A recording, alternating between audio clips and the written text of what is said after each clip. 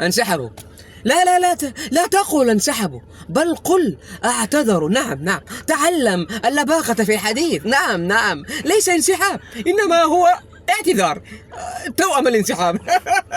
يا حلال، ليه أنا كل ذاك أبو طراطيع اللي بوم بوم بوم قال هونغ كونغ، قال بالدنيا فوق تحت، لا يريدون إلا الهلال، يريدون الذي هزم السيتي، يريدون الذي تعادل مع ريال مدريد، وأنا أقول لك ما يريدون الذي هزمهم الشيباني الشياب. والله حرام. ليه يا أخي؟ ليه يا أخي؟ ولكن نبغى يعني شوية حماس كذا وحركات بركات. ليه دحين حساويس الصينيين كلها مجروحة ومشاعيرهم طاحت في الأرض بدون حساويس ولا مشاعير. والله يستر جاكي شان يمكن دحين بعد انسحاب الهلال ما يقدر يسوي حركة الكوبرا. زعلتوا سن كن هن دن بن. ليه كذا يا أخي؟ الشعبية، نريد شعبية الهلال.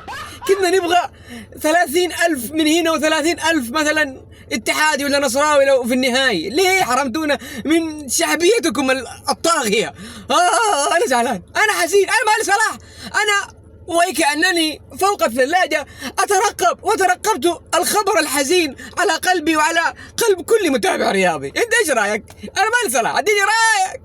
وقلنا ونعيد الوضع يحلل لي. من قتل نابليون؟ جن قتلوه؟ أيوة قتلوه زمان. من قتله؟ والله ما أدري، يمكن قرية ثانية. والله ما أنا كنت في المزرعة، والله كنت هنا وخرجت لأسبوع، والله ما خرجت من هنا. لا من قتله زمان، قتلوه مش الحين. ما أدري والله، من طفاح، الله ما داري.